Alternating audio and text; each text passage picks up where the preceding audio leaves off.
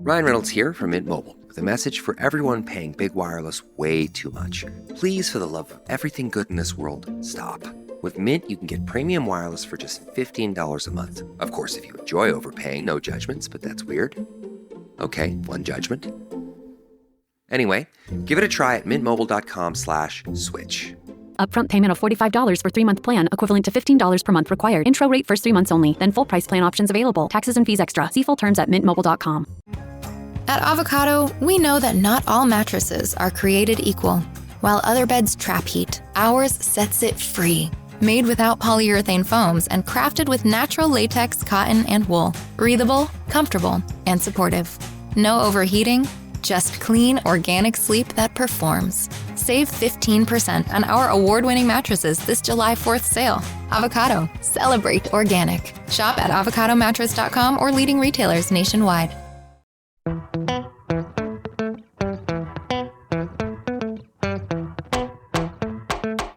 All right, y'all. Before we dive in, a quick heads up. This show is raw, real, and definitely not rated PG. We're talking about adult themes, sexual content, and the kind of stuff you probably don't want blasting through your speakers at work or around your kids. So grab some headphones, pour your drink of choice, and get comfy. Oh, and just so we're clear, we are not licensed therapists, counselors, or sex coaches. Sex coaches. Sex coaches. Not sex couches. We're just a couple of people sharing our lives, experiences, and sexy adventures. An ethical non-monogamy. So with that, pull up a chair and enjoy the show. Hello, and welcome to another episode of Beyond Monogamy. I'm Adam. And I'm Pris. And today, we are so excited to be sitting down with Natasha Helfer, an AASECT-certified sex therapist, author, and founder of Symmetry Counseling, who's spent the last 3 decades helping people untangle religious and sexual shame and reconnect with their own bodies, desires, and autonomy. Natasha's story made national headlines after she was excommunicated from the LDS Church for speaking openly about sex, faith, and mental health, all important stuff. And she's been doing some of the boldest, most compassionate work in this space ever since.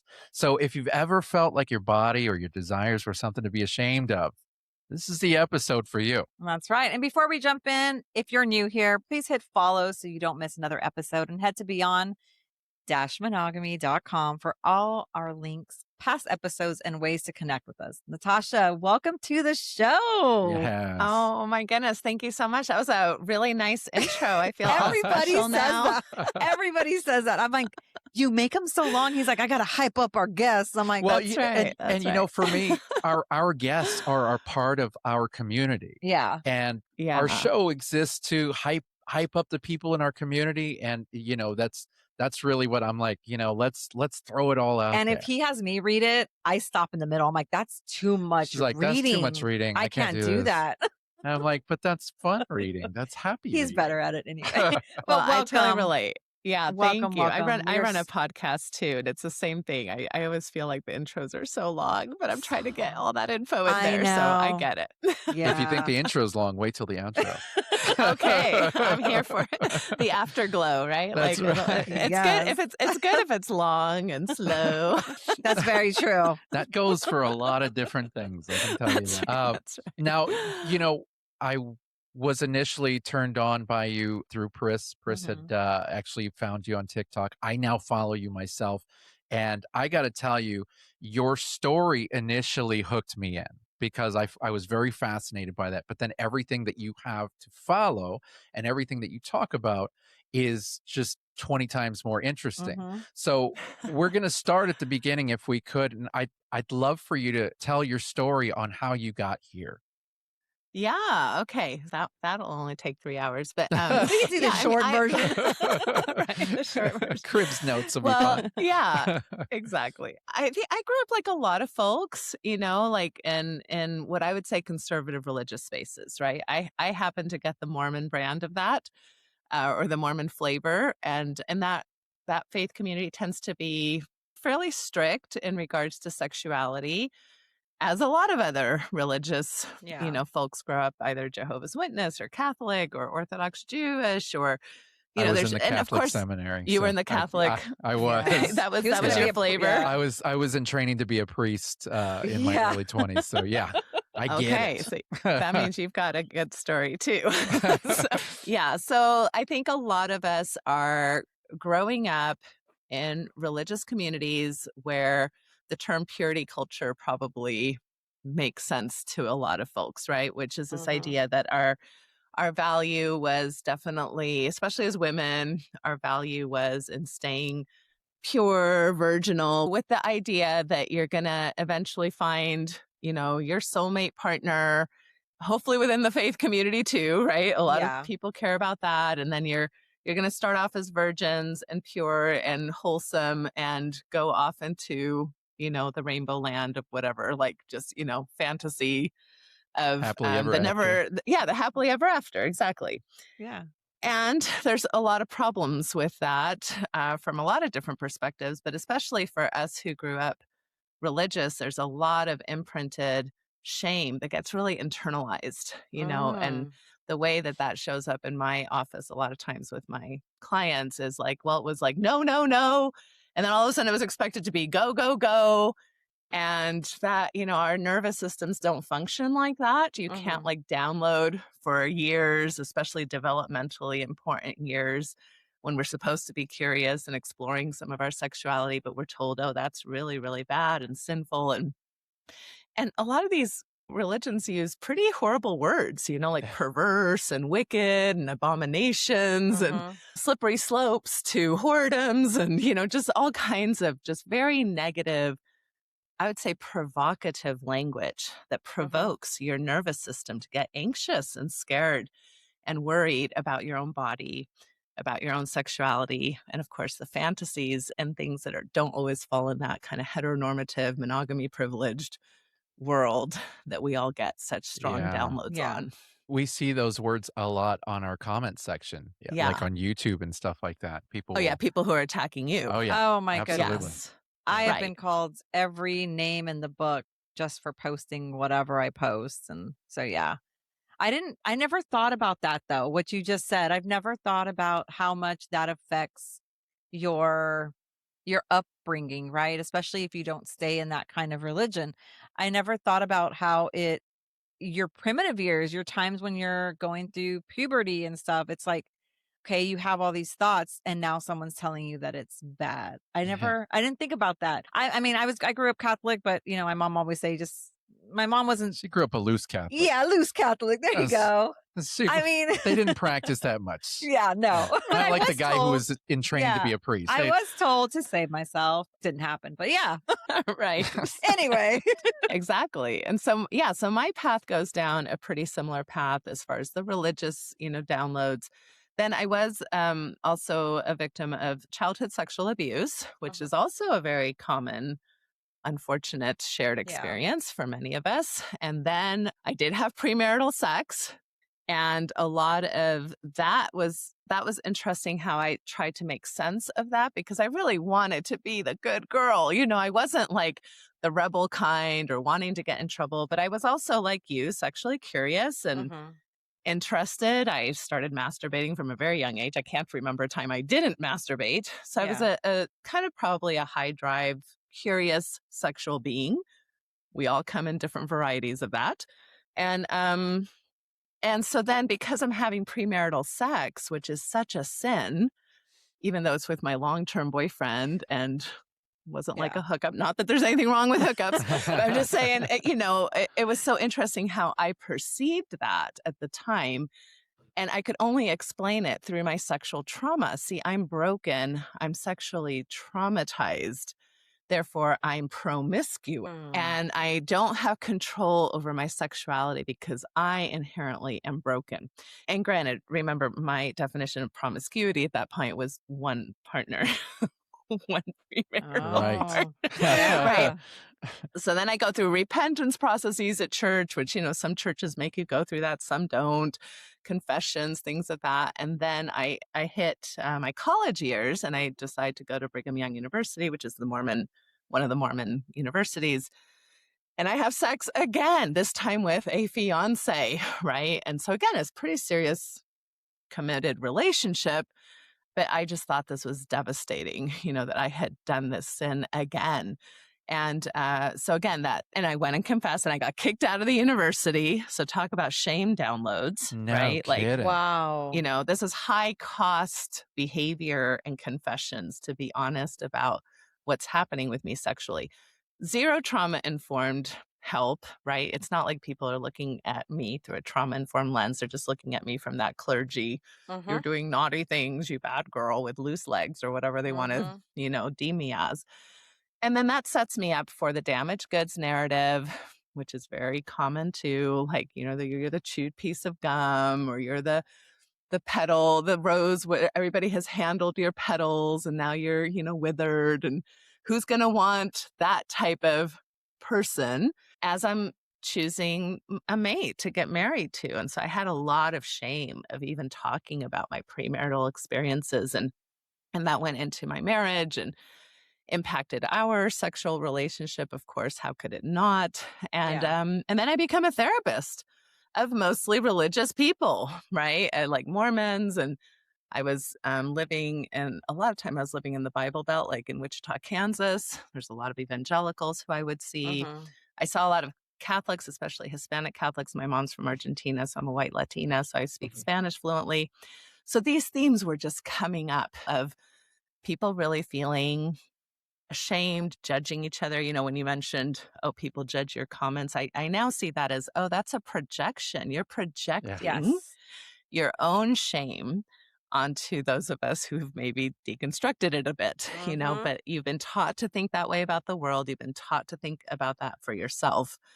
And so now when there's other people like us who've broken free from all that stuff, it's like, ooh, you're really bad, because most of our culture still really demonizes non-monogamy in so many ways. So so I got to be a therapist. I started realizing this isn't working for a lot of people. The sex stuff isn't working. The queer stuff isn't working.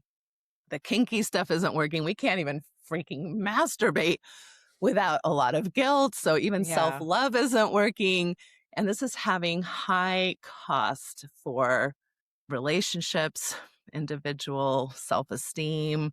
It can affect your mental health when you're constantly in a battle with yourself. The whole kind of incorrect sex addiction model that really came out of the 80s and the AIDS scare is still alive and well in mostly religious communities.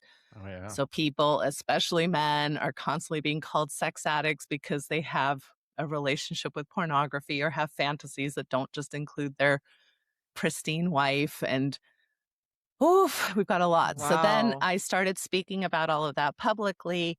And it got me into a lot of ecclesiastical trouble. And in 2021, I went through an excommunication process with my church, which was very painful. I see church environments. I mean, some people kind of like leave and never look back, and they weren't that really interested. I was very committed to my religion. I was very committed to the people within my religion. So I saw it more like a family system. Yeah, it's got problems, and I'm here to try to hopefully make it better, but I wasn't wanting to leave it. I was wanting to improve it. And they were like, oh, no, you don't. So out I went. I did get a divorce from my first husband. I am now partnered with my old high school boyfriend, my first sexual partner. We're back together. Yes. And we've come back around. Lovely. Full. Hey, I mean, I totally understand that. Yeah. Wow. That's the happily ever after. That was the happily ever after. And I started working with folks interested in ethical non-monogamy way before I entered the realm myself personally. Okay. So I would say for 15 years now, I've been working with ethical non-monogamy folks, especially because a lot of people who do leave religion are interested in potentially exploring that space for a lot of reasons we can talk about. But so I was working with a lot of these folks who are leaving religion. And then as I started exploring, deconstructing my own sexual shame, I was like, I think I'd like to dabble in this as well. And my new partner is open and excited to join me on that journey. So that's my story in like a short. Hey, you did a great job. So your now present husband or partner was he in the religion as well with you? No. He wasn't. No. Okay. No. Okay. Yeah. So that is he grew up. He's Mexican American. He grew up raised kind of like you, Yeah. slightly Loosely Catholic, loosely Catholic, Yeah. not taking it super seriously. Definitely didn't have the shame downloads that I did about sex. He's very sex positive, was sex positive before we even called it that. Yeah. And was very open. And yeah, so in a way, reconnecting with him and having, really healthy, beautiful relationship has been very healing to me, to Yeah. have a person who has such a different take. Yeah. It is nice. He's the one that kind of helped me kind of guide through, to accept myself and be more open. It's because I talk a lot is what it is. He does. Right. There was a few things that popped up in your story that threw out some questions for me. The first one was initially when before you got excommunicated, when you got in trouble, with the university for your promiscuousness. Yes. I'm My just curious. my 2.5 partners. Yeah, Call well, it so two I'm and a just curious on for my own sake, and did they do like an equal punishment for the person that you were with, or was it harder on you than it was on the other people? Like, was it an equal kind of punishment? Situation. Yeah. Yeah, I'll give Mormonism credit that they trend to be fairly equal. It's not Yeah. like in some religions where, women are treated very differently in the Yes. Yeah. standards than the men. And that was my next question. Okay, cool. Yeah. So, nobody's supposed to have premarital sex. Now, that doesn't mean that there aren't gender differences, and Mormonism is still very patriarchal. So it's not a clean yes or no. But my first confession involved a person who wasn't in the faith. So there was nothing they could do to him. Right. Yeah. And then my second scenario, he was in the faith and we went together and confessed. And yes, he got reprimanded in the same ways I would have been as far as ecclesiastically, but he wasn't a student at BYU. So he didn't have I that gotcha. same, Yeah. I guess, Yeah. consequence that I did. But there are a lot of people who will tell me stories where they went in and confessed, individually, but then they made them tell with who, and then they bring in the other person, even though maybe that person wasn't interested in confessing or wasn't ready to confess or who knows No matter what. Oof. Yeah. I saw that more. I was married. My first marriage, I was 18, and he was Jehovah's Witness. And I saw that, the excommunication and stuff, and very close, like in the family. And I was flabbergasted because I was like, what do you mean? Like the parents won't talk to them. They aren't allowed in the house. Or if they Right. do, they can talk, they just go in, do their thing. And I'm like, wow, these girls were young. My ex-sister-in-laws were young. They were like 14, 15, and it's like, how can, or even one was 18. And I'm like, how could you like not talk to them just because they kissed a boy that wasn't in the religion or whatever. And I was, wow, that just curiosity, right? I was a college student and I was in the Catholic seminary, and they straight up said, well, we don't want you to be different from anybody else. You're going to go to a co-ed college and we want you to assimilate with everybody your age, but don't talk to women. Yeah. And I was like, well, what the hell? Like, I can't not talk to women I can't do both of those things at once. Like either I'm with everybody or I'm somebody who can't talk to women. Like I can't. And I very much love women. And so that was a problem for me. Like I enjoyed talking to women and I found them very sexually attractive. And I, like you, were one of those kids that started masturbating at a young age. And I have always had a very high sex drive, to the point to where I thought something was wrong with me for so many years, and you grow up being raised by the church and you grow up thinking that this is not right. And even in our families, our entire families, we all went to church every Sunday, that sort of thing. But cheating happened often. My father cheated on my mother for 30 some odd years. Cheating was running rampant, amongst uncles and aunts and who knows who. And everybody knew about it. We didn't really talk about it, but everybody knew, and it was okay. But when we became non-monogamous, forget it. That was it. We were the black sheep of the family. It's fascinating to me that we as a culture are 10 times fold more comfortable with infidelity Yeah. than we are with ethical It's non-monogamy. mind blowing. Even Mind now, blowing. like I'll get hit up and I'm like, does your wife know? No. Oh yeah, no, I don't do that. That's Sorry. unethical. Yeah, Come on, right. guys. Now, do you see more women that come to you, or are they couples, or is it mainly men? I feel like more women would be, because we feel like we kind of hold that guilt. I feel like we hold the guilt more than a male does. I Yeah, I don't have remember any guilt at all. I remember when we first became ethical Yeah, it was non-monogamy. maybe our second experience, something Yeah, like that. we It was had like the little next day. Yeah, we had little ones, right? So all of our kids were the same age. We had like 2 4-year-olds and 2 toddlers. And we started taking them to church because I was like, we should really get involved in something. We were in the choir, so we decided, okay, let's start church. And so we started doing that. And I've never been really religious, but I was getting there. And then I remember feeling such guilt for having we had a play session with another couple. And I remember feeling such guilt that when we got home, I was like, this is morally She was wrong. Like, this bawling. is not right. Like, I'm And going to go to hell. Mhm. I'm raising kids and my kids are going to, like, what if they all find out? Like, what's going to happen? And I think we had like a really deep conversation. And then I was like, yeah, I'm tired of kind of being in the closet. I'm tired of hiding everything. yeah, she went from one extreme to the I went from next. one extreme to the And then she ended next. up just came out poly at that time. Yeah, I Uh, told my kids. This was a while back. But And so yeah. I wonder, is it more women that you see this happen to where they feel like they really you had that conversation with you?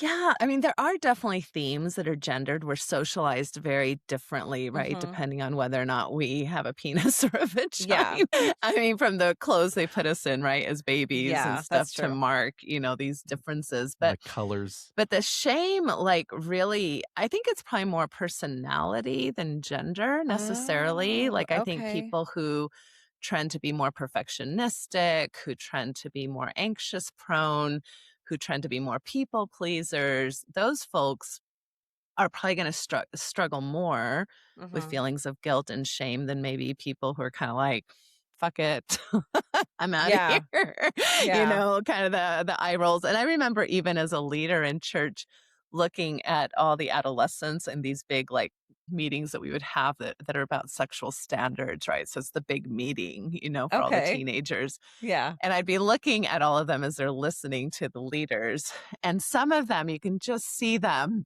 They're taking notes. They're like, their eyes are all kind of worried and scared. They're like, and then others are on their phones, they're eye rolling. They're like, these people are full of, ridiculousness. Yeah. Those kids are usually going to be the healthier ones. I was going to say, than yeah. the ones who Yeah. are so wanting to do it all right, Yeah. Well, But I do think. I was Oh, in go ahead. Yeah. I was in church as a youth, and I was involved in the choir and that sort of thing. And we were high school kids. And if there was anything that we knew was that the high school girls that were involved in church were easy. You were You know? easy with the Yeah, easy ones, I mean, right? Yeah. there was a lot of fooling around that was going on Yeah. back Yeah. then, and Yeah.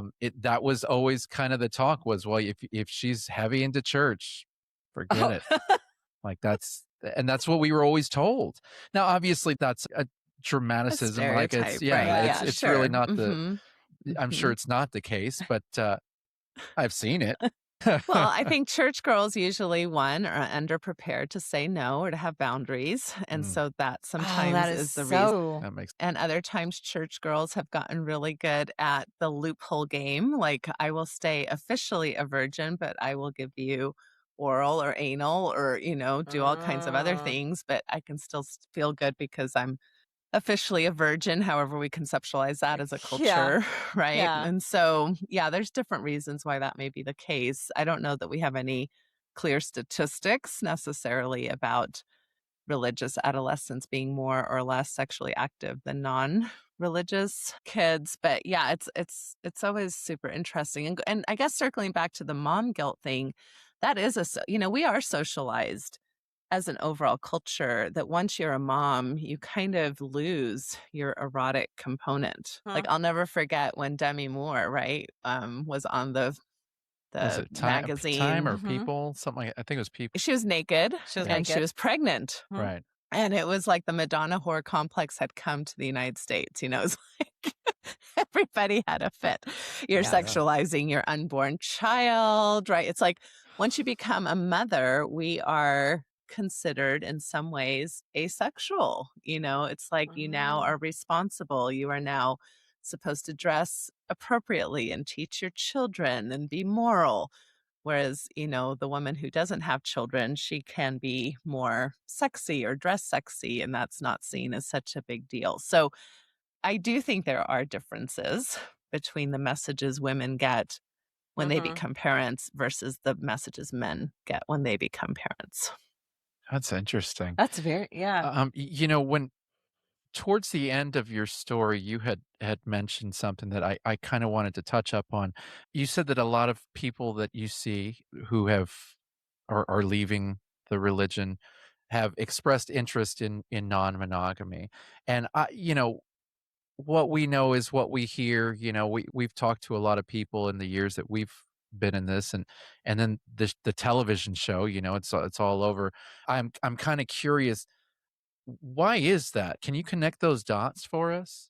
Yeah. And again, I'm going to speak in generalities. It's not going to apply to everybody. But I do think a lot of people who come out of high demand religions, purity culture, especially if they were the good kids, more than likely, they didn't have a lot of sexual exploration prior to marriage.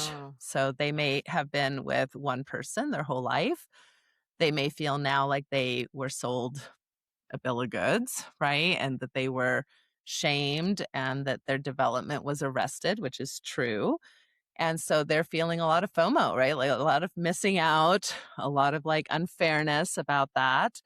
Sometimes due to those issues, they may have married somebody that wasn't super compatible in their sexual lives because you're not really allowed to test the waters.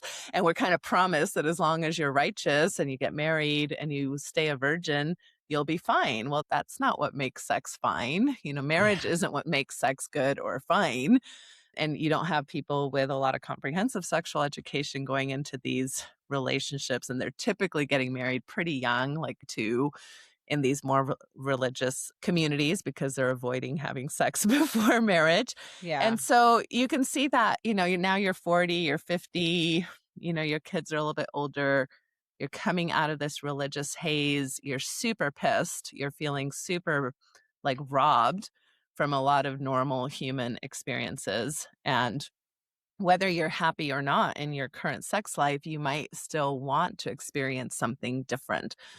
Plus, I think for a lot of the women, it's kind of a fuck you to patriarchy. It's like, I don't want to be beholden to one man or one authority.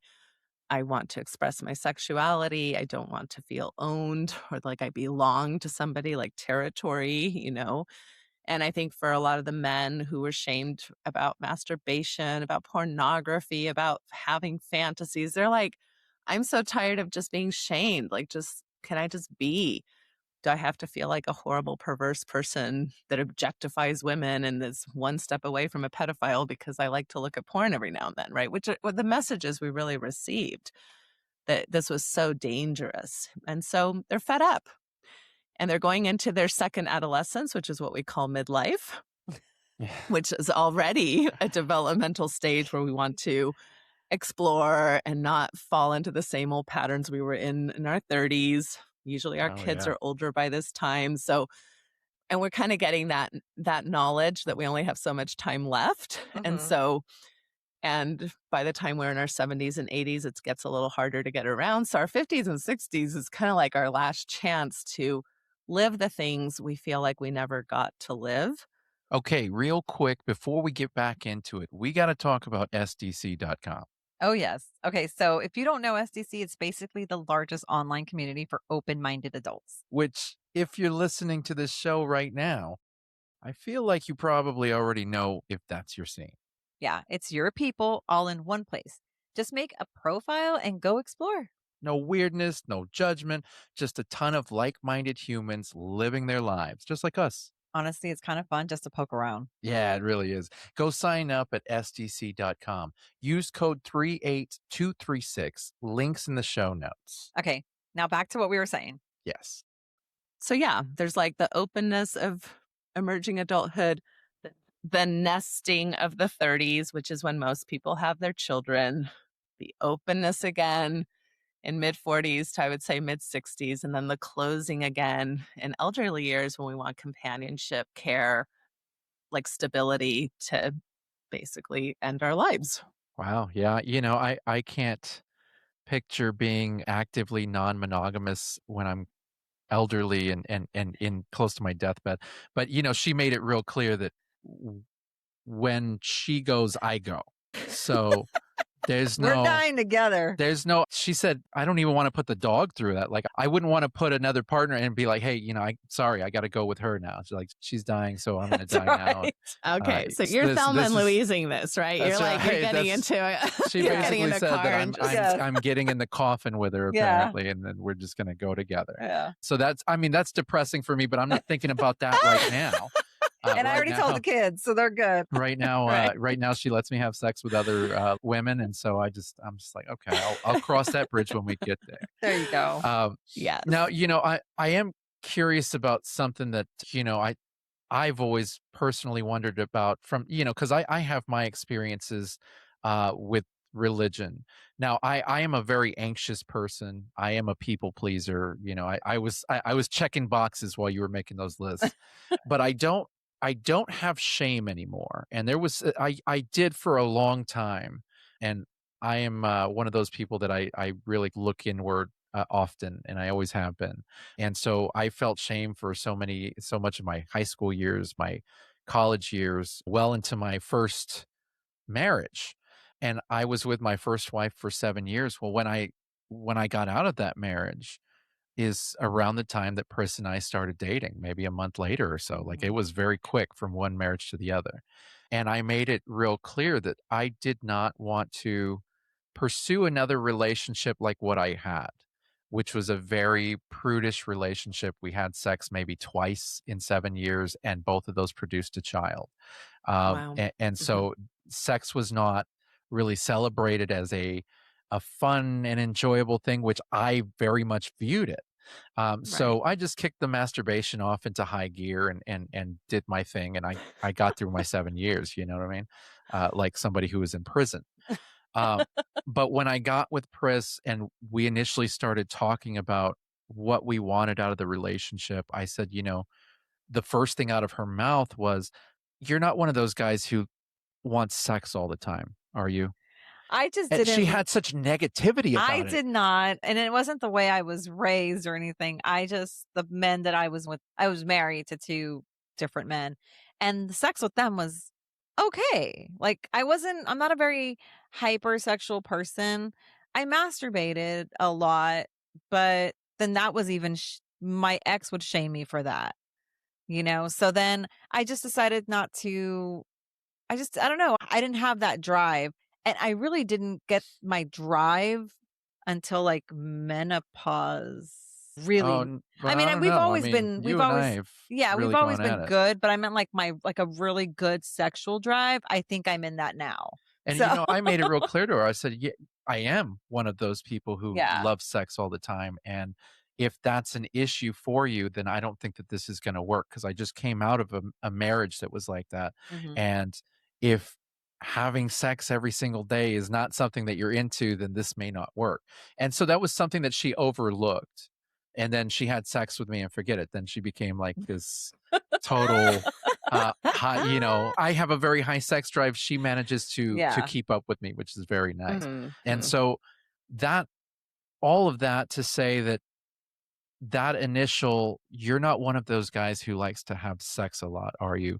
That feeling that I had when I had to answer that was, I felt, shit, this is not going to go well for me. Yeah. So when it comes to shame, as it comes to people who are in the religion, is this pretty much like everybody that you see, like they're dealing with? I mean, I would wonder, because that just seems like a prominent thing.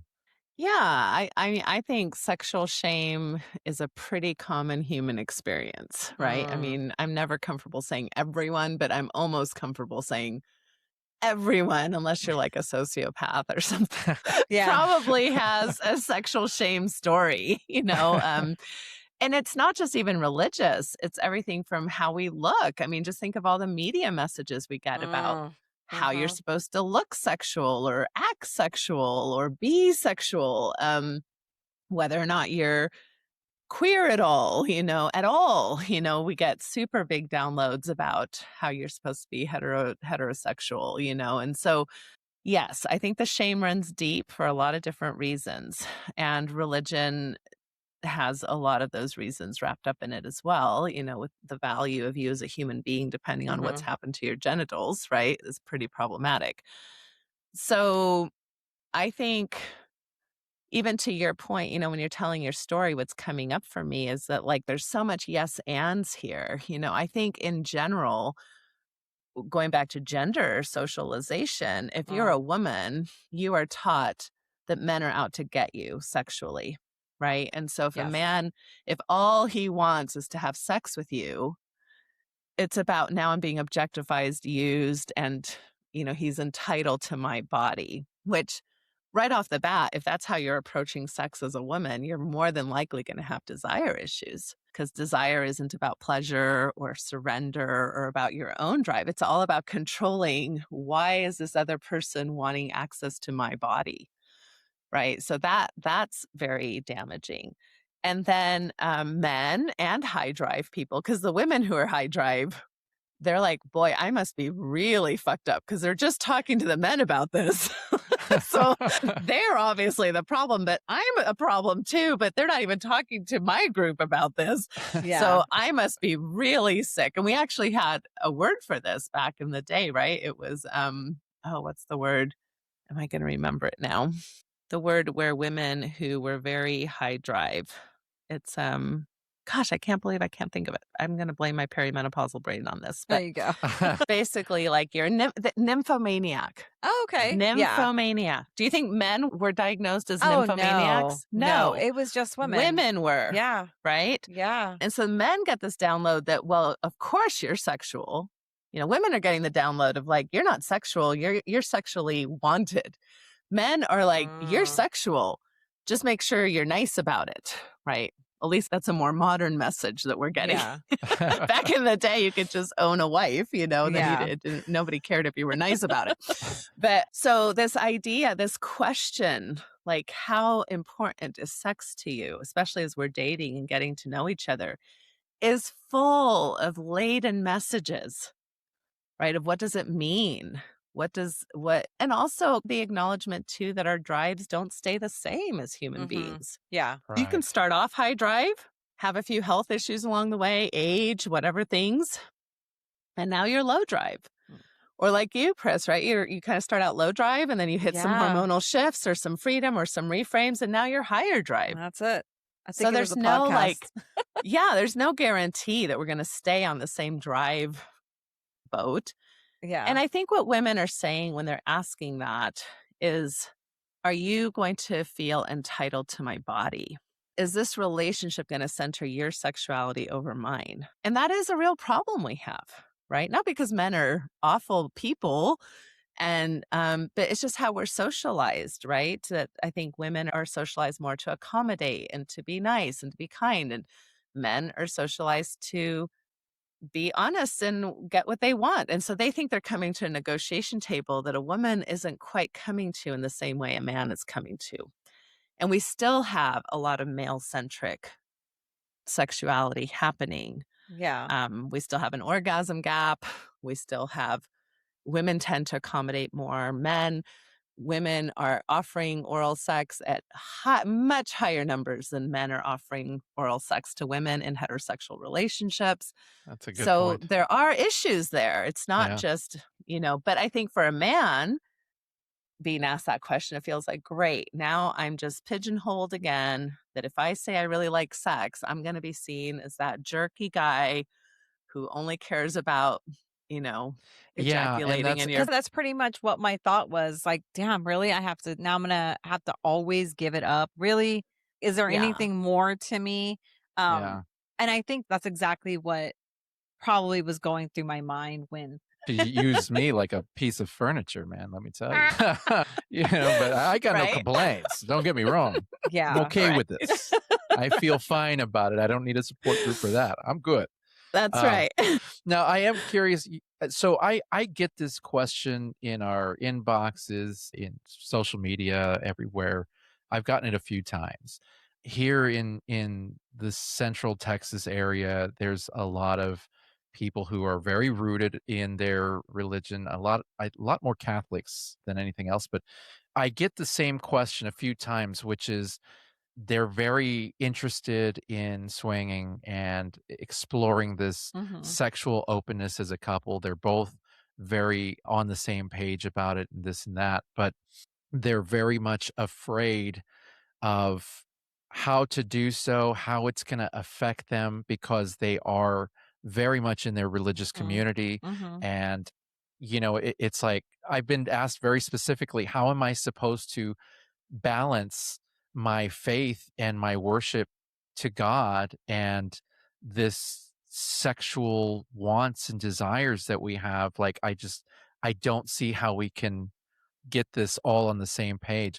What would you say to somebody who's basically throwing that out there?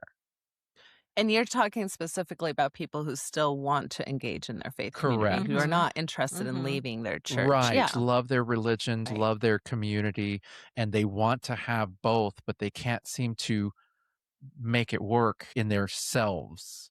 Yeah. Inside. Yeah. Because you've got some very conflicting Yeah. principle, right? Right. And a lot of times, one of the big principles in religion is honesty. You have to be honest. You have to Mhm. confess. You have to tell us everything you're doing.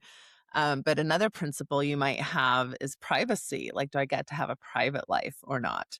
Now, in my church, quite frankly, the answer would be no, you don't get Mhm. to. But there are plenty of Mormons who still are taking that internal authority back and are saying, well, even though that's the position of the clergy and the church, I'm going to decide something different for myself. So it does require an ability to be creative within your own interpretation of whatever your sense of, the doctrine is. Sure. And this is harder for people who are more rigid, more black and white thinkers. It's like they can't hold two realities, at Right. one time.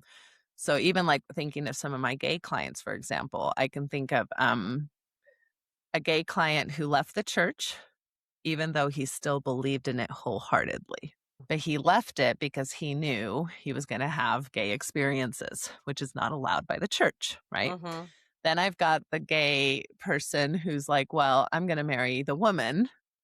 So I'm going to go the full route I'm going to do exactly what the church wants me to do, and I'm going to still believe it.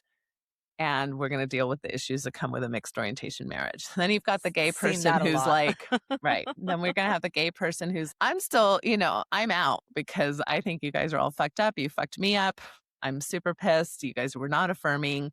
So they leave both behaviorally and belief wise. And then there's the people who are like, I'm not a traditional believer.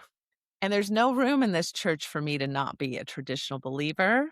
So I'm going to keep that to myself. That's going to be private. I'm going to have a relationship with my God, with my scriptures, with my beliefs, and I'm going to still enjoy the community, not from a space of thinking that I'm being dishonest, but just knowing that they're not safe enough for me to be completely honest. And so they're able to hold that tension between their belief system, their community, and they can feel good with their God in their ways of living their life. So Right. that does take an ability to go from external authority, I'm going to let everybody else tell me how I should live my life, to internal authority. I still find value in this belief system. There's still things here I hold dear and true. And there's parts that I don't really totally believe, or that I think they have wrong, or they're not going to really fully accept me, and I'm not willing to pay that high cost. Mm. So I will keep this private. So there's all different kinds of ways, right, to try Yeah. to navigate Mhm. something like that. Yeah, well, Pris, when she came out as bisexual, we knew right off the bat, like, I think we went to church once or twice after that, I and she know. was like, "I Definitely. can't be here," knowing where the stance is and this and that, like, "I can't be here," and I was like, "Thank you," because I didn't wanna Yeah. go to begin with, like, I I didn't wanna left be here either. when I left the seminary, I was done with the religion. I walked Yeah. away and I said, "There's nothing that kind of ruins you as far as your eyes towards a religion more than being groomed to be a leader in it." And so when you start getting positioned to be a leader in a religion, you start seeing some pretty foul stuff. You start seeing things that most of the people in the congregation don't see. And if they Mhm. do see, they Yeah. turn a blind eye to. And it's like, yeah, I don't like that. And, Yeah. I was one who asked a lot of questions and I like to study other religions because to me, it's like we're all human beings. And that wasn't accepted very well either, Right. and Right. by the people at the seminary. And so, it was just one of those things where I said, I'm gone, I'm done, I don't want to do this. And when she had expressed, well, we have kids now and this is right, blah, blah, blah, and I said, I'll do it because you want to do it, but Yeah. know that I'm going begrudgingly. Yeah. Um, Right. so when she came out as bisexual and then she said 2 weeks later, she's like, I can't go to church anymore. I was Mm-mm. like, okay, And I did lose a cool. lot of family in that. Yeah. So I have a one part Yes. that's very Christian. I found Jesus Mhm. again type of thing. And then I have the other part that's not really religious in that way, but it's just like, nah, you like girls, not gonna happen. Like we just don't Mhm. accept that. But yeah, even now, like just going back real quick, you had said like we were talking about being young and not knowing like you weren't able to be open and whatnot, right? Mhm. We're not religious, but I do express to my children, like, you don't have to save yourself. You should try out whatever you want to try out and do Yeah. what you want to do. Be free about it. Be careful, but be open, be free and enjoy life because we do share some kids and my biological children, their father is very religious in a sense. Mhm. And they're both bisexual children, but have never come out to their dad but have come out to us. And we Mm. really try to raise them in that kind of way where it's more open-minded and not so religious. Like even because we don't practice it, it's still out there. Like there's Yeah. still people, there's still other friends. Oh, you should really like stay a virgin or you really shouldn't do this and you shouldn't do that. And so like I'm always in my kids' ears and I'm like, you can do whatever you want. Like we're your parent. Like we are here for you, Mhm. but just be safe about it and enjoy life. Yeah, we And try to be the parents that we didn't have yeah, because growing up. we know social media is out there and we know that religion-ish type of stuff is going to seep in because there's still a lot of closed-minded people out there. Yeah. I mean, Yeah. unfortunately, there really is. Well, non-monogamy has really taken more of a mainstay since COVID. People were on People got bored. lockdown for a whole year and they explored different podcasts and Yeah. content creators and that sort of thing. And it really pushed Yeah. swinging and polyamory to the forefront. And people are accepting more of it now than previous to that time. So that I think is a positive. We have this show because we wanted to normalize discussions about sex, discussions about non-monogamy, discussions about wants and desires, and it's a show about us and what we go through day to day. And we're a real couple that we have to maneuver through this stuff Mhm. and navigate it. And it can be Right. exhausting mentally, but we do it. And so our listeners get to hear our conversations on this show. And it's helpful because then they know, hey, it is okay to talk to my spouse and tell them that I'm feeling this way. Like I should be okay. Adam did it with his wife and they were recording. You know what I mean? It's like, yeah. Right. And I Right. survived. I didn't get a black Yeah. eye or anything. Like I'm Yeah. okay. It didn't hurt at all. We've Yeah. had shows where she was crying that sort of thing, because Mhm. it was just a Mhm. heavy, heavy kind of topic. Sure. You're being vulnerable. Mhm. Exactly. And real. And it is. Yeah. Yeah. And Mhm. it's one of those things where we've always said communication is everything. As a sex therapist, how much Mhm. of advice you give revolves around communication. Oh, like so much of it. Yeah. So much of Yeah. it. I run a 7-week group for people who are going from monogamy to non-monogamy. And Oh, it's so wow. interesting to hear them every single time I get this. It's like, these are all things that would have helped our monogamous relationship, right? These are not like non-monogamy specific. It's not like we don't deal with jealousy when we're monogamous. It's not like we don't deal with agreements when we're monogamous. It doesn't mean that we're not dealing with different preferences and drives and desires and fantasies when we're monogamous. And those are all the same things that we're dealing with in non-monogamy, right? Yeah. And so as I'm walking them through kind of like, here's a roadmap, right? That you can try to think through things as you're entering this new relationship structure. That's the feedback I get the most. Yeah. And I loved your thoughts about offering your kids something different, right? It's like that's such a sex positive approach to parenting. It's not like you should or you shouldn't have sex. Mhm. It's like, here's the options, right? And here's positives and risks and benefits to all these different options, right? Yeah. And letting them know that there are safe ways to go about it. I mean, the classic messages we got in religious circles in particular, and it's going around again. I don't know what this backfire effect is, but our young people, instead of going ahead of us, they're like becoming trad wives and they're now Yeah. caring about body count, and I'm like, oh my Yeah. gosh, I haven't heard that term in like 20 years. And now it's all Yeah. over Yeah. the internet Yeah. again. And so it's just, but this idea that somehow if you explore with your body, we don't do this with any other thing, right? With careers and college, we're like, go try a few things out. Don't make the decision right away. Yeah. You'll find what works for you, but you've got to go down this path. And if you don't like Mhm. it, there's these other paths you can go down. But Mhm. with sex, it's like, ooh, if you explore, you're going to ruin yourself. You're going to ruin your ability to bond with other people. You're going to ruin the ability to have erections and good sex if you masturbate too much. I mean, like, none of this has any evidence-backed research to support it. But we have this real fear of using our bodies as an Mhm. experiment.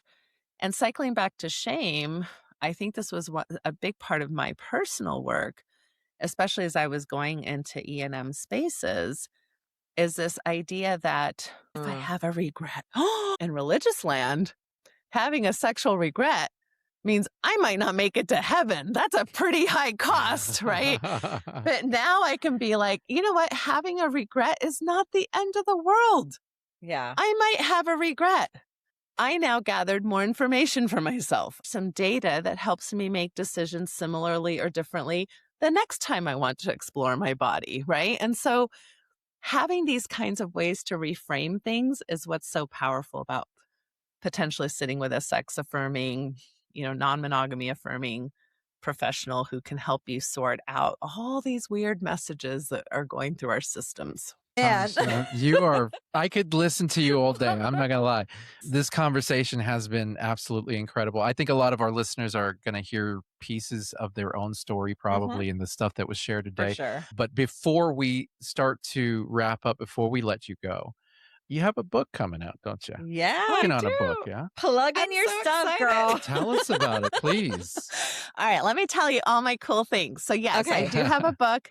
It's kind of memoir / self-help book. Hopefully people will read it like that about my story. And it's the tentative title is Excommunicated, right? Like, I love that. because I'm like, Okay. I'm gonna claim that right back. Yes. I also here, if you're ever in Salt Lake City, Utah, we have a fabulous new space A lot of people call it a sex club, but it's actually a spiritual community because it's organized as a religion. I It's actually called the know what you're talking about. Sanctuary, Yes, Salt Lake I've City. heard of it. Oh, We've our been friends were just yeah, there. we've been invited to Yeah. it a couple times. We want to go out there. We haven't made the chance Yeah, yet. well, come out and visit us. Okay.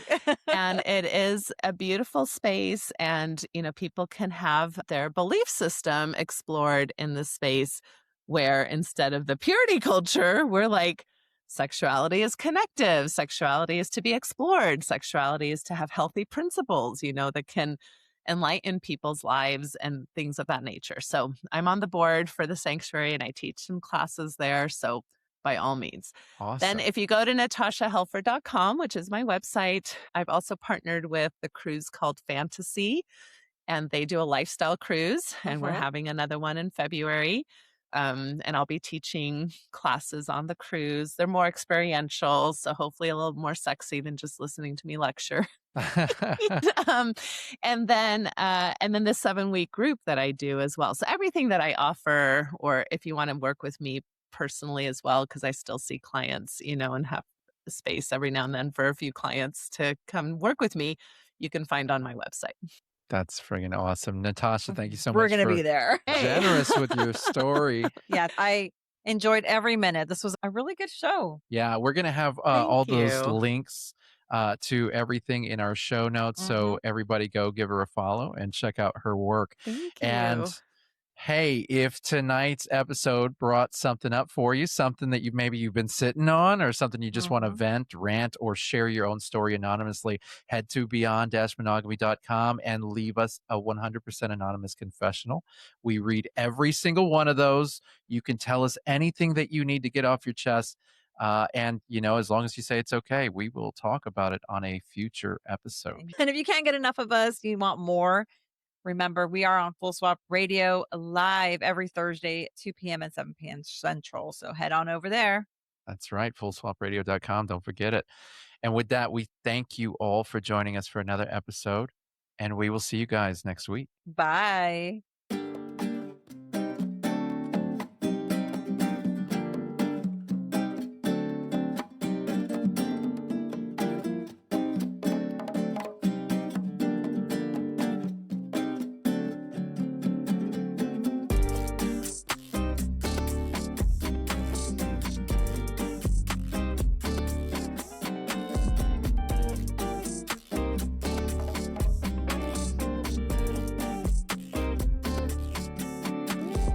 Marketing is hard. But I'll tell you a little secret. It doesn't have to be. Let me point something out. You're listening to a podcast right now, and it's great. You love the host. You seek it out and download it. You listen to it while driving, working out, cooking, even going to the bathroom.